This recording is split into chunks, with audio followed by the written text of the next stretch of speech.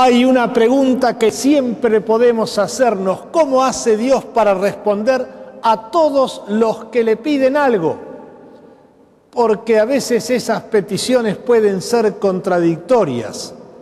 A esta altura, fin del mes de julio, algunos ya han sembrado su trigo y estarán pidiéndole a Dios que llueva bastante, que llueva suavecito, porque eso le viene bien para el trigo recién sembrado.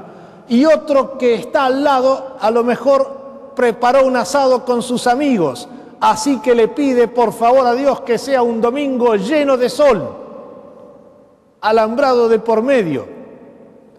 Además, ya dentro de poco, el mes próximo, comienzan de vuelta por todos lados los campeonatos de fútbol y cada equipo tiene al menos algunos simpatizantes entusiastas que además son religiosos y le van a pedir a Dios que gane su equipo.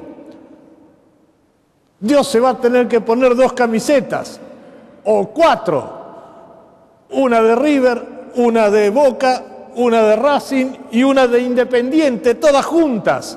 ¿Cómo se hace para responder a todos? Es un problema. Pero todavía no es este todo el problema. Hace tiempo que existen las cadenas de oración, que son, se podría pensar de alguna manera, como piquetes.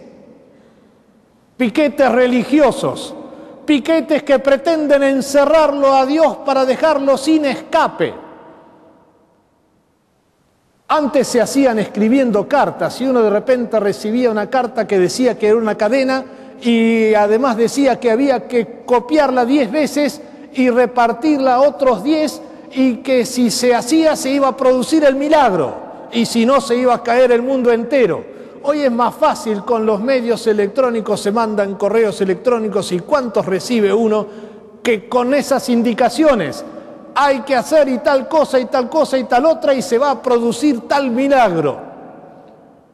Y hasta los santos son hackeados con estos piquetes. Uno de repente va a una casa y se encuentra esos altares de los hogares donde un santo está puesto cabeza abajo. ¿Qué pasó? Es que no cumplió lo que tenía que hacer, así que está en penitencia. Hasta que no haga lo que se le ha encargado, queda cabeza abajo el santo.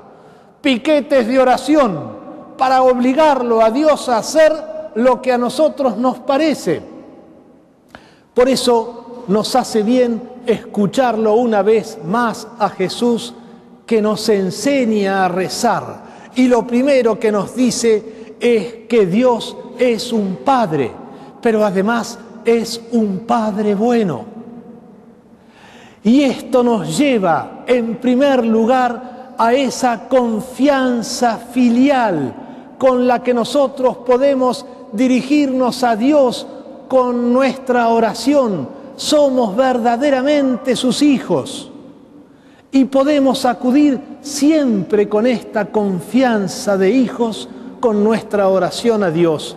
El Padre Nuestro que hoy San Lucas nos presenta en esta versión más abreviada es, por supuesto, no la única oración que tenemos, no las únicas palabras para dirigirse a Dios, pero sí el espíritu de esta oración nos acompaña siempre, nos inspira la confianza de los hijos en su Padre. Pero un Padre bueno no puede decirle siempre que sí a sus hijos.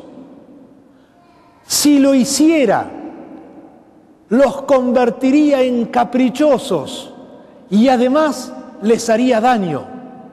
Un padre bueno solamente puede decir que sí a sus hijos cuando le piden algo que es bueno. Y Dios, nuestro Padre, sabe bien lo que nos conviene. Él nos ha hecho para el cielo. Él sabe que tenemos que recorrer el camino de nuestra vida para elegir por nuestra propia decisión este bien celestial y eterno que Él nos propone.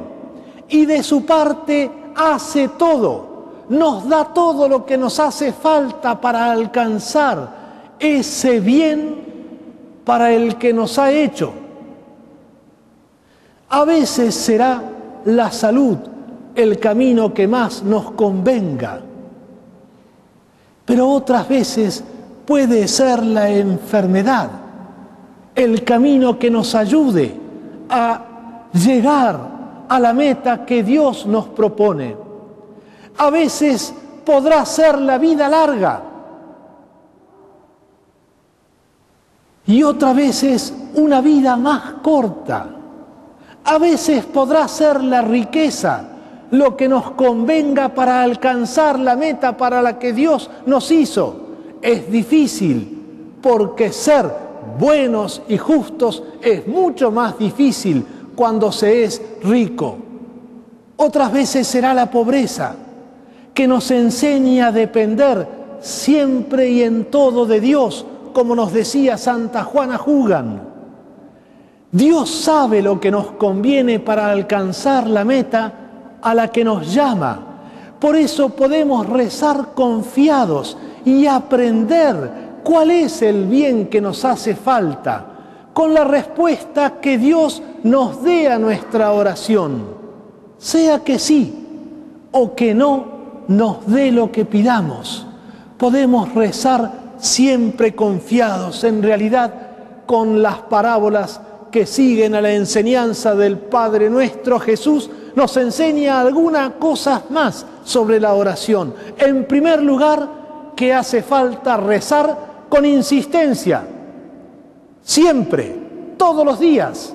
San Agustín nos decía que esa insistencia en la oración no es que la necesite Dios para oírnos. Él sabe muy bien lo que nos hace falta. Si fuera por eso, bastaría el silencio para nuestra oración. Pero a nosotros nos hace bien expresar nuestras necesidades para entender el bien que nos hace falta con la respuesta que Dios nos da. Pero también entonces nos enseña Jesús a rezar con confianza. Sea una u otra la respuesta, sabemos que Dios siempre nos da el bien que nos hace falta. Con confianza y sin caprichos, entonces. Pedirle a Dios es estar seguros que siempre, aun antes de tener la respuesta a la oración, podemos estar seguros que nos va a dar lo que nos hace bien. Además de la palabra de Jesús, nos enseña a rezar, mirar a los que lo hacen al lado de nosotros. El Papa en estos días se ha ido de vacaciones y se ha ido a un lugar precisamente bien tranquilo donde pueda ser más intensa su oración. Esto, lo esencial, la parte principal de su tarea, la hace con mayor intensidad aún en las vacaciones y se busca un lugar tranquilo para rezar. Pero nosotros aquí en el hogar podemos aprenderlo todo el tiempo. Yo sé que a las hermanitas les cuesta cuando el tiempo, la edad, los achaques les impiden hacer más tarea que la que hacían antes. Y se quedan más tiempo dedicadas a la oración. Como la misma Santa Juana Hugan, que los últimos años, largos años de su vida, fueron solo de oración. Pero ¿cuánto hacen para sostener la tarea de los hogares, la tarea de las hermanitas? ¿Y cuánto nos enseñan con su perseverancia en la oración? A cualquier hora del día que entremos a esta capilla, encontramos a una hermanita rezando. Y así entonces, con lo que Jesús nos enseña y los ejemplos que tenemos a mano, aprendemos a rezar siempre, con insistencia, con confianza y sin caprichos.